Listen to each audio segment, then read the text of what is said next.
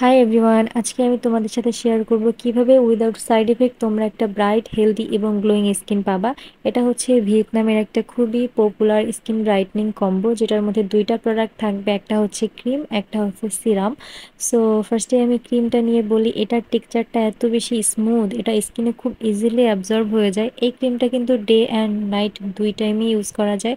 এটার মধ্যে এসপিএফ দেয়া আছে, সো এটা তোমরা দিনের বেলা ইউজ করলে সান প্রোটেকশনও পাবা। আর এটা নাইট স্কিন কেয়ারের সিরামটা ইউজ করে দেন হচ্ছে ক্রিমটা ইউজ করবা। কোনো ধরনের কোনো সাইড ইফেক্ট ছাড়াই এটা তোমার স্কিনকে অনেক বেশি ব্রাইট করবে, হেলদি করবে, গ্লোয়িং করবে। যাদের স্কিন আছে ড্যামেজ, কোনো কিছু স্যুট করে না, তারাও এটা ইউজ করতে পারো।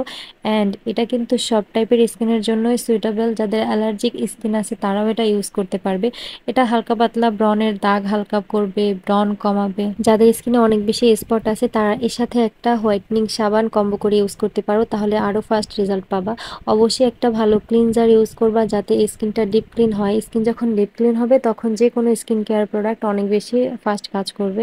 অ্যান্ড আমাদের কোনো প্রোডাক্টই তোমাকে 3 দিন, 5 দিন বা 10 দিনও ফর্সা করবে না। এটার একটা ভিজিবল রেজাল্ট দেখতে হলে তোমাকে অবশ্যই 1 মাস ধৈর্য ধরে ইউজ করতে হবে। কারণ কোনো অথেন্টিক প্রোডাক্ট 5-7 দিন বা 10 দিনে ফর্সা করবে না। আর যদি কোনো ক্রিমে 5-7 দিনে কাজ করে সেটা অবশ্যই স্টেরয়েড যুক্ত কোনো প্রোডাক্ট, যেগুলোর অনেক সাইড এফেক্ট থাকে।